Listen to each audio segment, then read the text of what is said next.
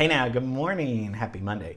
PASW staff and friends joining us. A lot of fun last week looking at Eternal Sunshine of the Spotless Mind. Your results were fantastic.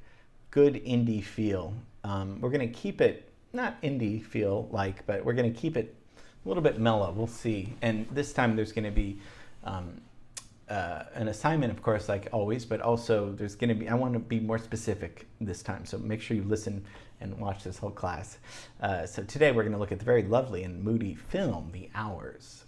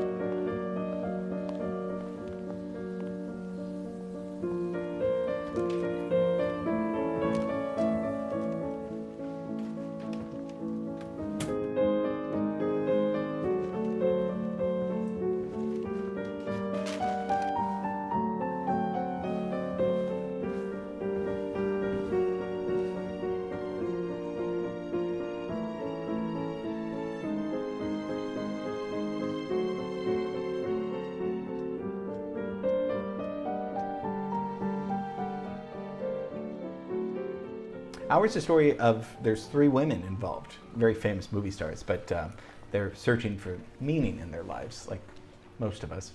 And it takes place on three different time periods, and they're all intertwined, and their stories kind of are intertwined. And beautiful, lovely film. Stephen Daldry is the director, an English director. Probably Billy Elliot was maybe his most popular before then in 2000. This is 2002. So after the World Trade Center, which changed history, even movies and all that stuff. So right after that, people are watching movies. Lord of the Rings, The Two Towers comes out. Harry Potter is popular, The Chamber of Secrets. Spider-Man is out. It's still out today. They're still redoing it. Chicago, the musical, is out, 2002. That's big. That's Bob Fosse, back in the day. The Pianist was also a big one out. So about the Polanski's movie about World War II. So those are the movies that we have out. So this is kind of a period movie, I guess. The scene where scoring is, but like I said, three different time periods.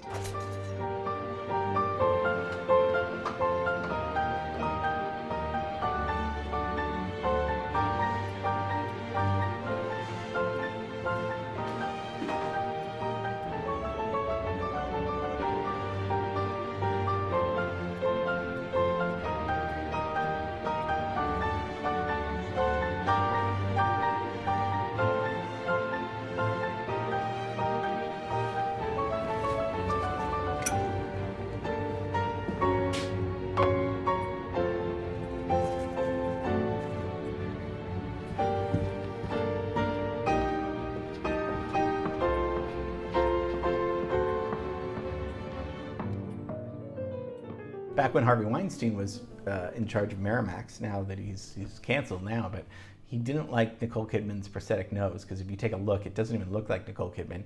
And he didn't like Philip Glass's score. And so he wanted those two things changed, but he didn't get his way. That's good, because this score for The Hours, this probably, as I said last week, solidified Philip Glass. And I don't know if that's the right word, because he was a film composer long before this.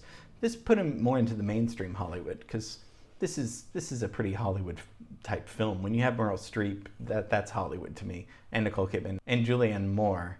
That's you've made it if they're in your movie.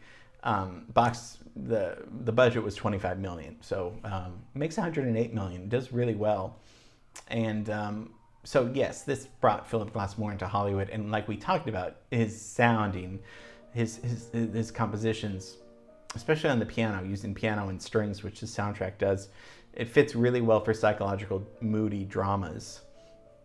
because it's kind of dreamlike and ethereal, and so we'll take a listen to that a little later. So, I mean, plot is, some of it is complex, so I mean, it's three women of different, generations, right?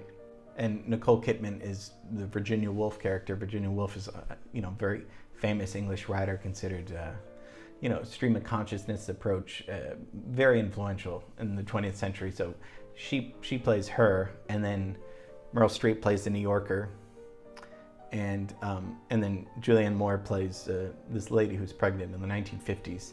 So there's kind of all intertwining stories, and it goes back and forth between modern and present, and it keeps the movie interesting. And I think Philip Glass's score really works well for this. So he won the BAFTA award for Best Film Music for this. So that's the British Academy Awards. And then he was nominated for the Academy Awards for Best Original Score and Golden Globe Award. So this brought him out a lot. Most of this music was composed for the hours. Not all the music was. Some of it was written beforehand for other projects that Philip Glass had done. So he had, composers are always writing, they're working, so sometimes they'll just take something they did 10 years ago and say, this works well for this scene, or, it makes the work a little easier for them, but it's also just about maybe something you wrote 20 years ago or 10 years ago is finally going to work now. So that's how he developed the score. So the scene we're going to look at it's a little sad. I didn't want to show a sad scene on purpose to get us down, but then we know that dying is a part of life, and this is an animal, so it's still sad. But this scene is really lovely, beautiful, because the music is so good in it. The expressions are good. So it's this bird funeral that's happening. So that's the scene we're going to look at, and they're laying this bird to rest. So this bird has died, and she's looking at it, and then we're going to see Julianne Moore looking at it. Very emotional scene, and it, so why don't we take a look? I'm not gonna eat more than you. No, I can eat more than you. Stop it. Virginia, I'm gonna eat a whole. we're going in. Virginia.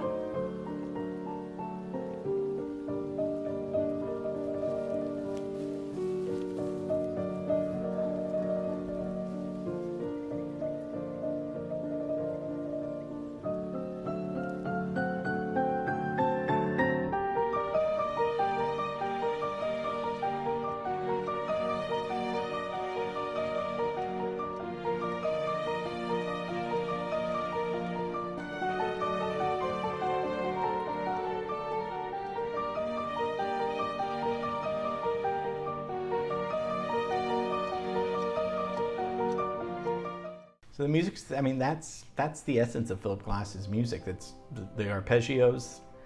We looked a little bit of the Baroque influence, right? The movement, the motion of those da-ga-da, da-ga-da, da-ga-da. That's Philip Glass's, that's what he invented almost. This is him at his peak of, this is modern film music today. Psychological thrillers, we hear this in Netflix series, we hear it all the time.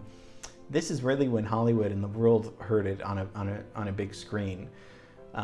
Very impactful, perfect for it, right? So let's take a look at this scene without any music.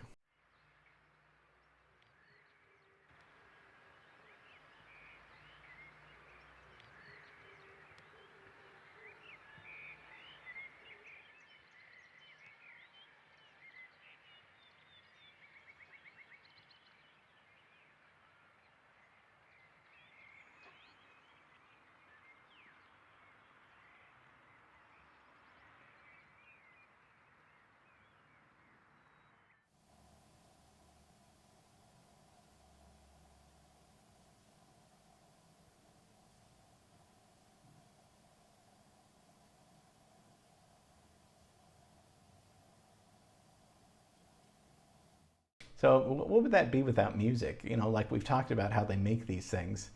The director says action, and Nicole Kidman just looks very intensely. And everyone's quiet on the set, and it's beautiful. The scene is beautiful, but there's no music, right? I mean, there's no dialogue, so you have to look intense, and it's probably silly when the director yells cut, because you're just like, okay, like we'll see if that even makes it in the movie, and if it does, what's it even gonna look and sound like? And all the magic happens in the editing, and then when adding the music in, and that's the magic of it.